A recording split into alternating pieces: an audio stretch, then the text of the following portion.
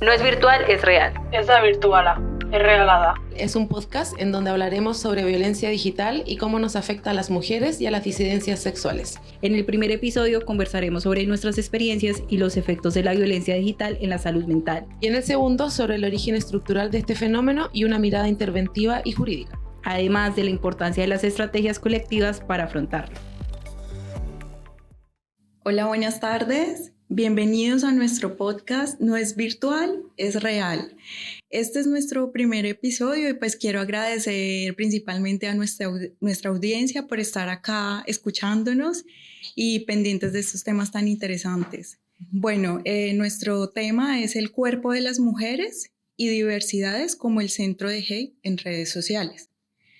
Este podcast busca visibilizar la violencia digital contra las mujeres y diversidades como un problema real que afecta el bienestar físico y mental de quienes la viven.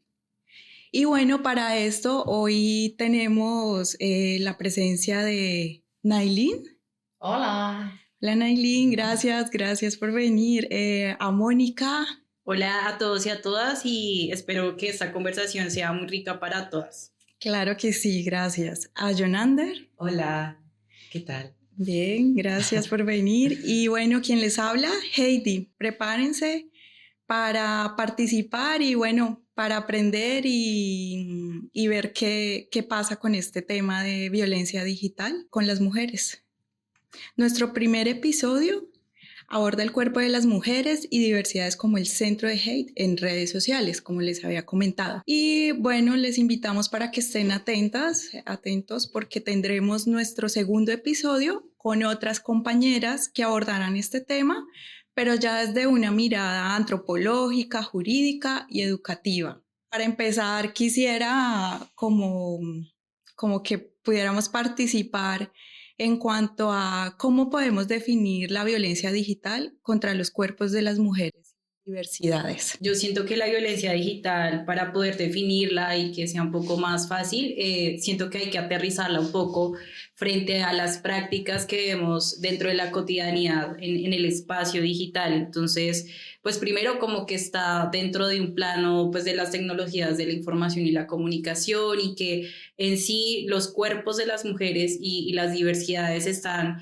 en constante violencia todo el tiempo, ¿no? Como que dentro de lo digital como que siento que se intensifica lo que hemos venido llevando y son como estos micromachismos o más bien como estos machismos. Entonces siento que desde ahí como que hay unos efectos negativos hacia nosotras, ¿no? Cuando recibimos como comentarios de odio puntualmente, digamos, en nuestras redes sociales, ¿no? Y pues desde ahí el discurso pues de odio y siento que también es esa expresión que nos ataca y que nos hostiga todo el tiempo y que afecta pues nuestra salud física y salud mental también, ¿no? Como que está relacionada. Entonces, pues nada, como que el recibir, por ejemplo, insultos o pues también como un poquito en el que se basa esos insultos y es en juzgar, digamos, el hecho de que somos mujeres, el hecho de nuestros propios cuerpos, ¿no? Como siempre está en el comentario nuestro cuerpo. Entonces quiero como aterrizarlo como a la experiencia de las mujeres periodistas.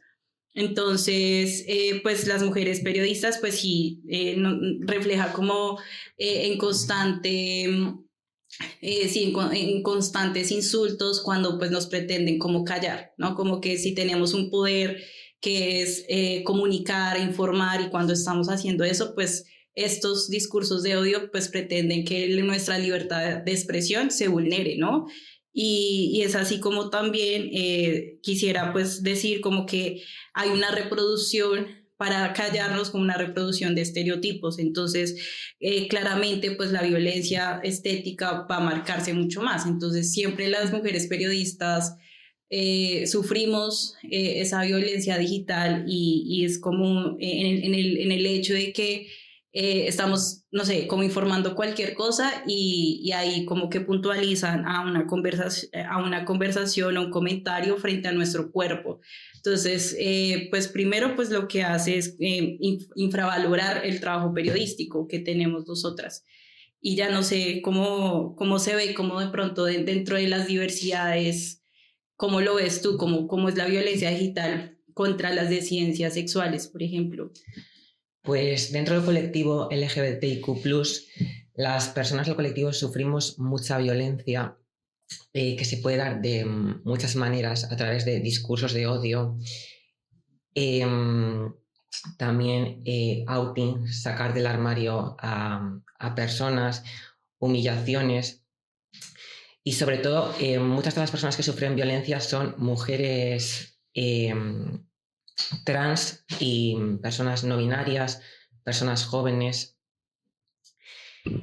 Y bueno, al final no encajamos en los modelos normativos de belleza, de corporalidad y sufrimos violencias por ser diferentes. Y bueno, al final ser diferente en las redes sociales pues trae mucha violencia, muchos juicios por parte de otras personas y al final atreverse a ser diferente pues es complicado.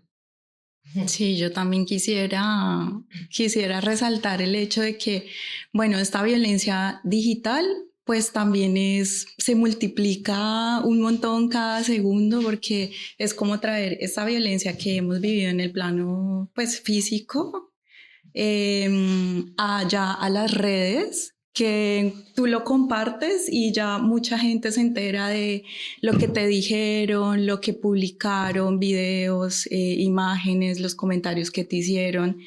Entonces, pues es una ola que, o sea, tiene mucho poder realmente sobre las personas, sobre su cuerpo, sus pensamientos, su estado de ánimo. O sea, cualquier comentario o si le das me gusta o no le das me gusta, ya hay como una dependencia de esto y pues es importante como tenerlo en cuenta y ser cuidadosos también con lo que escribimos, comentamos, nuestras opiniones. No sé si quieran comentar algo Sí, más. yo pensaba a propósito de lo que estaban diciendo cuando les escuchaba que también el tiempo y el espacio en las redes sociales funciona de manera diferente. Entonces, claro, uno deja un like o sube una foto y los comentarios quedan como haciendo un poco esta analogía que decías sobre cómo sufrimos violencia en el espacio físico, en la calle. Por ejemplo, un comentario en la calle como que sucede y quedó ahí. O sea, obviamente las huellas como más de salud mental es distinto, pero en las redes sociales esos comentarios quedan, que entonces el tiempo y el espacio funcionan de una manera distinta, se multiplican. Entonces el tema de la huella digital también es un temazo dentro de la violencia digital, porque esto como que tiene como un seguimiento histórico, también se multiplica muy rápidamente. Entonces, sí. Sí, y pues bueno, eso que ustedes dicen frente a que se permanece en el tiempo, y siento que una de las cosas o afectaciones más densas que para mí siento es como cuando comparten videos o fotografías de mujeres o diversidades desnudas, ¿no? Y que eso se multiplica y que se comparte como en diferentes grupos, en diferentes perfiles, y entonces estamos muy expuestas frente a eso y cómo nos humillan a través de estas fotografías íntimas. Y pues como que creo que también han vulnerado como este derecho sexual que tenemos y lo han puesto dentro de esa violencia digital que es el sexting, ¿no? Como que el sexting sí es un derecho sexual de nosotras, de nosotres, pero cuando los hombres machistas pues lo usan para compartirlo y comentar sobre nuestros cuerpos y mucho más dañar a la otra persona ya publicándolo en esa esfera como pública de lo digital. Entonces creo que ahí siento que es una de las violencias más fuertes. Y bueno, siguiendo con lo que mencionas, Mónica, también es como pertinente ahora como pensar y como expresar cómo se identifica esta violencia, cuáles son esas alertas que hay que tener en cuenta. Bueno, yo Pues bueno, yo lo coloqué más o lo pensé más como las alertas que tenemos como periodistas, como desde el lugar del periodismo. Y es primero pues lo que les decía, como no silencia nuestro trabajo periodístico, es una amenaza a nuestra libertad de expresión, es una herida como sociedad. Si tú callas a una periodista, es callar la democracia también. Entonces siento que esa es una de las alertas mucho más graves y que se está intensificando acá, pues con todo esto de la manosfera, con todo esto de los discursos antiderechos. Entonces sí, siento que ahí es muy grave la situación y también es muy grave porque a las periodistas pues siempre nos juzgan mucho más y es el doble, ¿no? Como que si nos equivocamos, por ejemplo, en algo, entonces, se equivocó, entonces es una bruta, pero adicional a eso, en vez, o sea, de solo decir bruta, también van a decir un insulto hacia nuestro cuerpo, ¿sí? Como que siempre el cuerpo está muy expuesto, ya sea para humillarlo, pero también para sexualizarlo, ¿sí? Entonces creo que ahí es eso, como que nos invalida nuestro trabajo, que no podemos hablar sobre cualquier tema. Entonces si hablamos sobre política, o sea, las mujeres periodistas que hablan sobre política o están cubriendo como la campaña electoral, son quienes más reciben este hate, ¿no? Y este hate también es bajo su cuerpo, bajo lo que piensa. Entonces siento que ahí siento que desde ahí pues es una de las alertas más grandes para mí.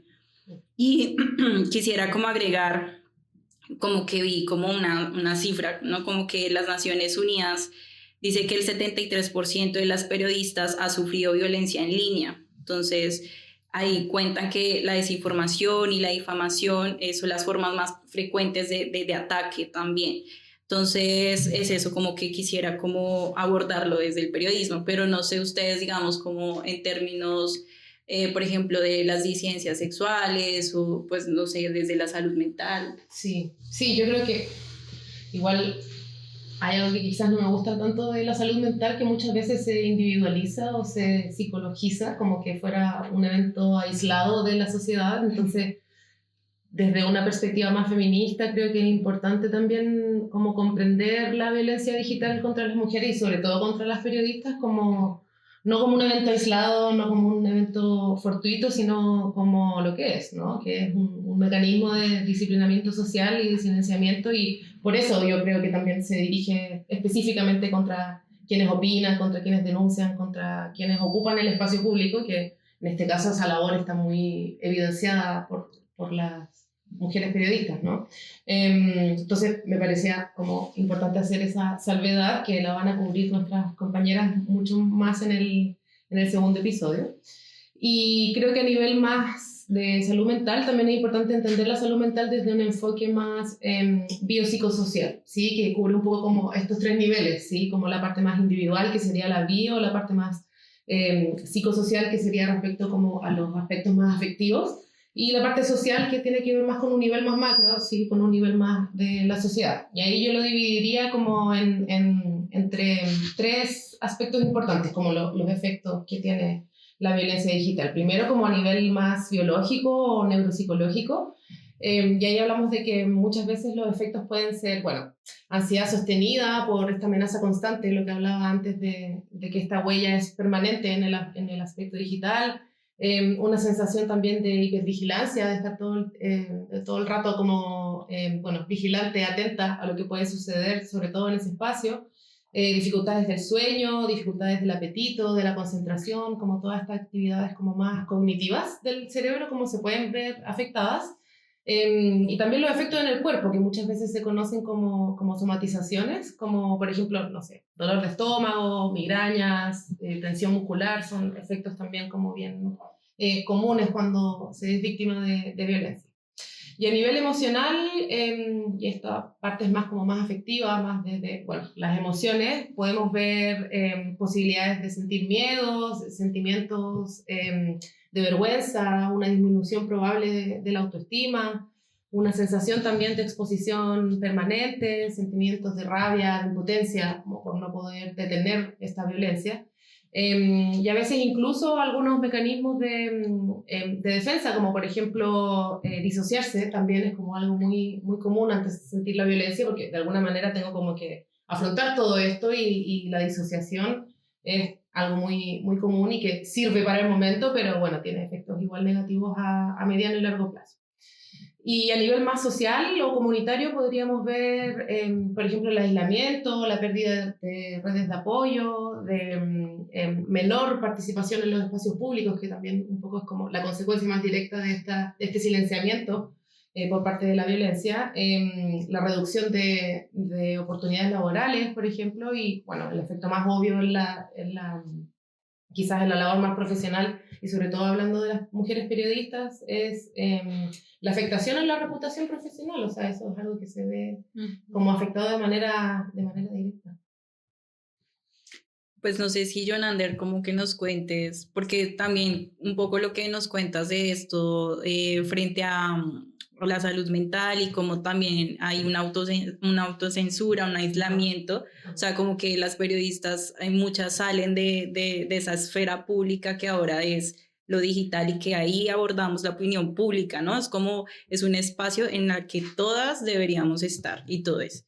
Entonces, esto pues digamos nos aleja de esa opinión pública, entonces, pero también creo que hay las personas de orientaciones diversas o identidades diversas, siento que también hay una alerta en cuanto a su salud mental y bueno, cómo se vive, Jonathan.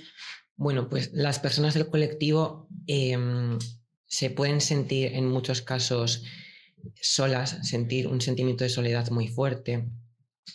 Muchas veces también hay como un cuestionamiento de su propia identidad, de preguntas, ¿quién soy? O sea, aparecen como dudas y cuestionamientos internos.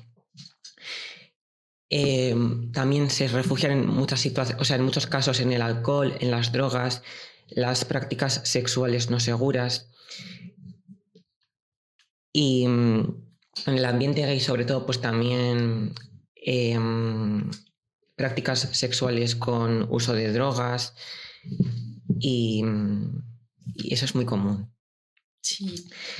Además, bueno, también aparece como mucho miedo a ser uno mismo, a expresarse, a expresar tus ideas y al final no te sientes tampoco libre para ser tú mismo. Sí, pues eso lo hablábamos cuando estábamos almorzando y era eso, como que por ejemplo, si tengo un perfil de Instagram y soy una persona no binaria, entonces va a costar mucho más como expresarme ahí en ese espacio y enviar y comentar o simplemente tomarme fotografías y publicarlas, y porque seremos más violentadas, ¿no? Claro, vas a tener más ese miedo como hacer como lo que quieres, o sea, lo que quieres ser, lo que quieres mostrar. Y también en cómo esta violencia digital nos paraliza, ¿no? Definitivamente nos paraliza, nos aísla. O sea, de verdad que es fuerte lo que pasa en cada persona que la sufre. Y definitivamente, o sea, lo que también muchos buscan con esto es como acallarnos y lo logran, ¿no? Porque, o sea, ¿quién se atreve ante esos comentarios? Uno tras otro, ¿quién se atreve como salir y decir no, pero pues es que es mi opinión y pues tampoco, o sea, no tienen por qué responder de esta manera? Entonces, ¿qué es más fácil? Pues como que uno encerrarse en su mundo y pasarla como pueda y termina aislándose de todo y callándose. Entonces, realmente es algo grave que también empieza a afectar en toda nuestra sociedad, porque también el tema de salud mental, en el tema sanitario también, cómo empieza a incidir todo esto en tu familia, en todas las personas con las que tú te estás rodeando, y que pues puede llegar hasta al punto de que puedes acabar con tu propia vida. Sí, entonces es una señal que, o sea, todos debemos como estar atentos a qué está pasando, cómo podemos también ayudar de cierta manera o identificar que esta persona pues está como requiriendo una ayuda, porque en el momento pues esta persona está cayendo en un hueco terrible y que pues de pronto, o sea, no sabe qué hacer, no, como que dónde encuentra la luz. Entonces, y no es de pronto tan consciente, porque en muchos casos también hasta se sienten culpables. O sea, se sienten culpables totalmente de lo que están recibiendo, y es que lo reciben, o sea, ese odio que le están dando lo reciben también con todo. Y también es como uno, cómo se arma de fuerza, de valor, de seguridad, porque no todo lo que te den lo tienes que recibir. Entonces, pero uno, ¿cómo logra eso? Entonces, más adelante, pues, vamos a hablar como un poco al respecto para que se pueda ayudar. Bueno, y siguiendo con este hilo interesante de conversación, como ¿quién nos quiere compartir como alguna historia pues propia o un caso cercano o aislado, bueno, algo que hayan sabido sobre cómo ha sufrido cierta persona este tema de violencia digital, cómo les ha afectado frente a las corporalidades femeninas, identidades diversas, y pues qué más fue lo que les impactó sobre este tema, si quieren compartir alguna enseñanza o algo. Yo estaba justo aquí viendo un caso de una activista chilena en contra de la gordofobia, que creo que es un tema súper difícil porque ella también hace activismo con su cuerpo, ¿no? O sea, como su cuerpo mismo es el activismo en una sociedad gordofóbica, y lo que hacía ella, bueno, era normal subir fotos de su cuerpo, como funcionan las redes sociales, y una vez subió un post como hablando también de toda la violencia, y ahora publica mucho menos por lo mismo, porque también fue su mecanismo de como de cuidado ante esta violencia, pero una vez subió un post en que tenía de fondo como su cuerpo, las fotos que había subido en algún momento, y en esas fotos mismas ponía como todos los comentarios que le han llegado por su cuerpo, y en la bajada de texto decía: me rehúso a vivir odiando mi cuerpo, no voy a dejar de disfrutarlo, de mostrarlo, de vivirlo. No tengo que gustarle a nadie más que a mí. Que me parece como un mensaje como muy esperanzador, pero al mismo tiempo los comentarios son súper fuertes. O sea, como que yo los leí, los voy a leer, ahora también voy a leer los comentarios soeces también, porque son muy violentos. Sí, o sea, como, no sé, bueno, todos hombres, ¿para qué decir? Ya está su cuerpo de fondo y, no sé, este usuario dice: esta es la guatona inculeable. Inculeable es como viene como de culear en Chile, que es como tener sexo. Sí, qué asco, justo estaba comiendo, como en relación a la foto. Ay, gordofobia, jaja, se inventan. Hagan ejercicio, coman sano. Eso sí es por la salud. No bajas de peso porque si no se acaba tu negocio. Lo digo por tu salud. Que también es un argumento muy común como entre los cuerpos gordos, como que en el fondo están preocupados de su salud y por eso los invitan a bajar de peso, cuando en realidad es como solo gordofobia. Es estético. Sí. Claro, sí, como baja de peso, promotora de enfermedades cardiovasculares. Yo te diría guatona pintamonos nomás. Pintamonos es como que quiere llamar la atención en Chile. Y bueno, esta activista también es feminista, y una persona le dice, muy random, por eso como que me impacta, pero también me da como un poco de risa los comentarios, porque dice: baja de peso primero antes de pensar en abortar. ¿Qué? Claro, ¿Qué tiene que ver? Sí, entonces, claro, yo la encuentro muy valiente a ella como por seguir como activa en las redes sociales, pero ha recibido un hate, una violencia como que es impresionante. Ese post como decidí como compartirlo ahora porque es especialmente como fuerte también que ella haya hecho esa recopilación, y bueno, porque yo también la sigo y sé que también ahora publica mucho menos como una forma de cuidarse. Y bueno, pues siento que igual fue muy valiente también, y muy desde su activismo, ¿no? Con lo que hablamos un poco y cómo se llama este podcast, y es que lo virtual es real. Entonces, cuando ella muestra su foto y muestra sus comentarios, es decirle, no esconderlo, no sentirse culpable y decirle como a la sociedad: mire lo que están diciendo y mire esta sociedad tan gordofóbica que es. Entonces es muy denso, ¿no? Como las corporalidades diversas cuando publican sus fotografías, que como les decía, eso es un escenario en donde ahora interactuamos, y así es, ¿no? Como que la fotografía hace parte de registrar nuestras memorias, registrar nuestros cambios corporales y demás cosas. Entonces, sí, me parece muy valiente. Sí, muy valiente, la verdad. Pues no sé, les cuento una. Pues no, o sea, me impacta más como en el tema de que la seguridad de nuestros datos está vulnerada todo el tiempo, ¿sí? Entonces como que me asustó un poco eso. Y es un podcast que escuché colombiano que se llama Vos Podés, y pues esto es una historia pues de una chica que se enamoró de un perfil falso, ¿sí? Entonces en una app de citas, entonces conoce a este hombre en la app de citas y después empiezan a conversar mucho más seguido y pues mantienen una relación de 1 año. Y pues a medida que pasaba el tiempo, pues igual es una historia re larga y entonces como que es muy loco porque el man se piensa todo muy sistemático, toda su práctica y la reproduce con otras mujeres. Entonces inventa pues un perfil o lo duplica más bien porque es un perfil de otro hombre, de otro lugar, que ni siquiera este chico habla español, por ejemplo.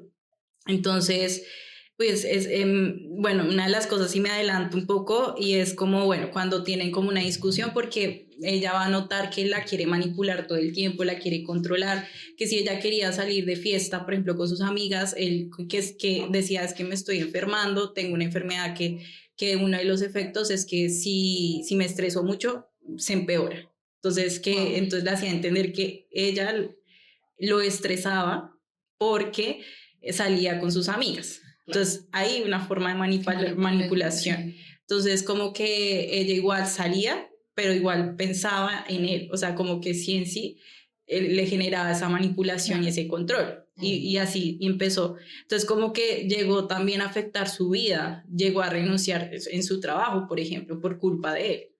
¿Cierto? Entonces, el caso es que ya cuando ella se da cuenta que era un perfil falso, él empieza a amenazarla y a hostigarla. Entonces publica sus fotos íntimas. Sí, porque pues claramente sabemos que dentro de las relaciones hacemos eso, ¿no? Como que igual es normal. Pero las publica entonces sin su consentimiento, muchas cosas muy violentas y para humillarla y demás. Y entonces, pues el man tenía tanto poder dentro de lo virtual porque era un programador. Entonces, él primero le hackeó las cuentas personales. Entonces, mandó esas fotografías a sus seres queridos, amistades, o sea, muy doloroso. Círculo cercano. Sí, entonces, lo que más me impactó y es como que era que compartía, pues como nosotras hacemos, compartíamos una foto en WhatsApp una sola vez. Ella hizo eso muchas veces y él podía descargar esas fotos y las guardaba en su computador. Y de una sola vez. De una sola vez. Y yo quedé como, wow, que tenemos seguridad en verdad sobre nuestros datos, no tenemos. O sea, él le mostraba eso, mira, yo puedo hacer esto, envíame una foto cualquiera, y le mostraba, y ella le enviaba y le descargaba inmediatamente esa foto. Entonces, como a tener también atención a eso, y me asusté un montón y dije, ya no vuelvo a enviar. Sí, Bueno, esa práctica en particular se llama doxing. Ajá. Entonces, que es como compartir información privada como digital de manera casi instantánea. Exacto, entonces eso, como lo más impactante y lo que me llama la atención es que no tenemos seguridad con nuestros datos, con las fotos, entonces siempre estamos expuestas. Esa es como la historia que les quería como compartir. Vale, no sé si quieres compartir algo. Bueno, yo quería comentar también, hablar sobre una experiencia personal que tuve también a través de Grindr, que es una aplicación para hombres gays, bisexuales también. ¿De citas? De citas, sí, para ligar, sí. Y es una aplicación que normalmente se utiliza para encuentros sexuales con otros hombres. Y muchas veces, las conversaciones son muy directas entre los hombres. Te mandan contenidos íntimos y fotos sexuales.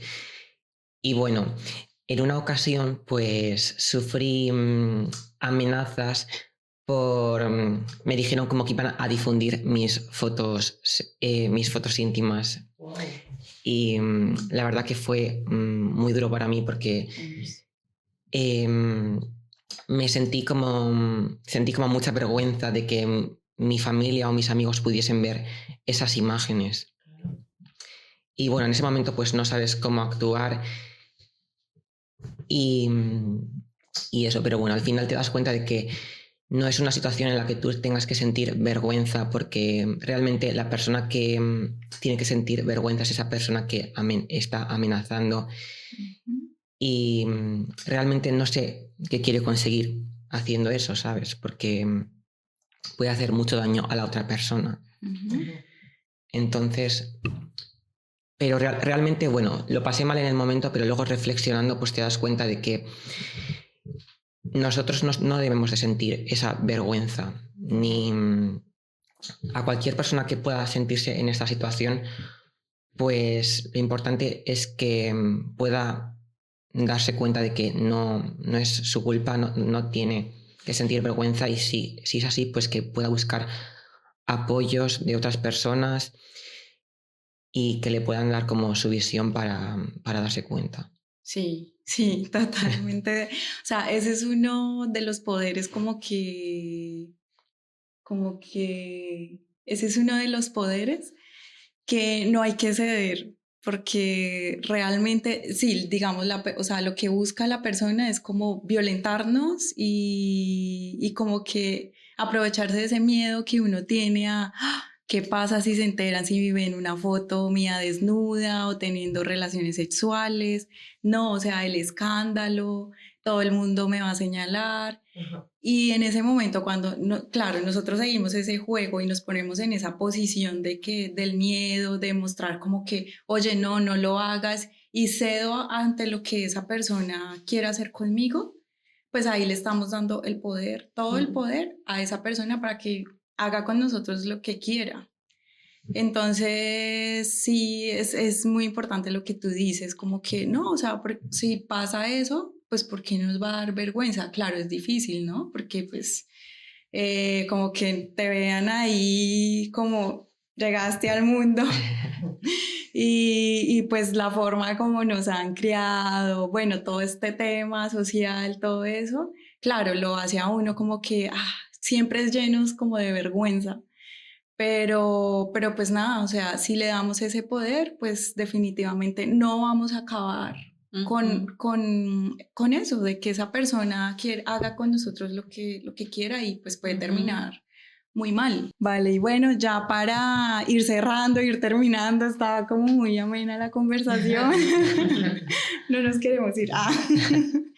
Pero bueno, como habíamos hablado hace un rato, que también como tener muy en cuenta, como bueno, si tuviéramos que hacer una guía de salud mental sobre cómo manejar la violencia digital contra nuestros cuerpos como mujeres e identidades, qué contenido tendría, cómo lo haríamos, qué consejos tendría, y ya así finalizaremos rápidamente. Primero la experta. Sí. Había preparado algo, así que bien. Igual se conecta harto con lo que hemos hablado en esta conversación, en este podcast, que tiene mucho que ver con comprender el fenómeno como de manera estructural. Yo siento que comprenderlo a nivel más cognitivo y poder también como quitarnos esa culpa, saber lo que es la violencia digital como desde una perspectiva feminista también, es muy importante saber que estas prácticas de violencia como el acoso, la difamación, las amenazas, el doxing, como hablábamos antes, esta sexualización quizás no consentida, forma parte de un tipo de violencia machista. Entonces comprenderlo desde ahí creo que es muy importante, porque también nos quita esa parte como más individual, ¿no? Como esa culpa individual. Entonces, tener en cuenta como esta como educación quizás como feminista o de estas violencias, como en primer lugar, me parece que es fundamental. Y hablando quizás como de los consejos más claves que yo incluiría en esta guía, primero activar las redes de apoyo, ¿sí? Como poder comprender también y poder sentirse sostenida o sostenida, saber que no estamos solos. Entonces, como buscar una red, ¿no? En segundo lugar, también como repitiendo lo que decía antes, es el no internalizar los ataques, como poder entender que este es un problema estructural, un problema que no se origina en lo individual, que tiene que ver con esta violencia sistémica. Entonces, eso también lo incluiría. También incluiría la gestión de la exposición a las redes sociales. Creo que es importante también como poder tener un poquito más de control personal y decir, bueno, ¿cuándo voy a leer las redes sociales? ¿Cuánto voy a ingresar? ¿Cuál es el tiempo también que me voy a dar para estar fuera de esa exposición? También priorizar el cuerpo. A veces esto de la violencia digital pensamos que se queda como en lo digital, por eso el nombre también de este podcast, que efectivamente tiene como un impacto en lo real, en lo material, y lo más material que tenemos es el cuerpo, ¿no? Entonces también priorizarlo, priorizar el descanso, priorizar el movimiento, la alimentación, porque en momentos de alta exposición o alta victimización eso puede verse afectado sin que nos demos cuenta. Como decía antes, el insomnio, no comer, no moverse es algo fundamental para el cuerpo. Luego también haría una práctica de documentar. Yo creo que esa práctica no debe ser de manera individual, sino que, por ejemplo, juntarme con una persona que me dé apoyo y documentar esta violencia, sobre todo si después quiero como iniciar acciones legales o como poder defenderme ante esta violencia. Me parece importante documentarla porque también puede, bueno, como funcionan las redes sociales, de manera efímera también, entonces pueden eliminarse esas evidencias, entonces documentarlas creo que es importante. También daría como consejo el no debatir con los agresores. Creo que entenderlo como violencia nos hace entender también que aquí no hay un diálogo por su parte, sino que es una violencia pura, entonces también como detenerlo en el sentido de no empezar ni iniciar un diálogo, porque ahí no hay una intención de dialogar tampoco. Y a propósito de que es digital, también diría que es importante proteger la intimidad digital, como decía Heidi y Jonander hace un ratito, como que es importante ver el tema de las contraseñas, la revisión de los permisos, como también entender que nuestra ciudadanía ya hace rato como que superó el plano presencial, entonces como cuidarse también en lo digital. Luego diría que es importante crear un plan de apoyo, como a quién contacto si me siento sobrepasada, si voy a requerir asistencia legal o no, iniciar un proceso terapéutico también no lo descarto para nada. Y por último, y ya más como algo más político también, es politizar todo esto, como poder también reivindicar el derecho a existir, hablar sin pedir disculpas, como también entender eso como un derecho y como a eso me refería con no individualizar todo el tiempo, sino que también como entender como la exposición en las redes en tanto es consentida, en tanto es lo que yo quiero mostrar, también entenderlo como un derecho, y eso me parece fundamental. Y bueno, yo quiero agregar a la aquí, hablando de esto de las contraseñas seguras y demás, pues sí, como que siento que sí nos hace mucha falta la educación digital y cómo hacerlo también. Entonces, pues eso, como que ahí agregaría eso, como que todas las contraseñas de todas tus redes sociales sean diferentes o sean similares, que muchas veces lo colocamos todo igual para recordar, ¿no? Pero tener como, no sé, una tablita o volver al papel y escribirlas. Sí. Usar el bloqueo, lo que tú dices, no hay un diálogo ante esa persona que me violenta, entonces usa el bloqueo y la denuncia. Ya, entonces... también pues quisiera agregar esto de la verificación de 2 pasos, ¿sí? Que por ejemplo esto de las fotos íntimas, que sigamos, queremos tomarnos una foto, entonces no se vea el rostro, ni los lunares, ni los tatuajes, como que no se identifique. Y en una guía yo vi eso y me pareció interesante, y es como que tú agregues una marquita de agua en esa foto cuando envíes, entonces si esa persona la publica, pues vas a saber quién fue la persona que la publicó. Entonces ahí, en cuestiones legales, vas a decir esta persona lo publicó.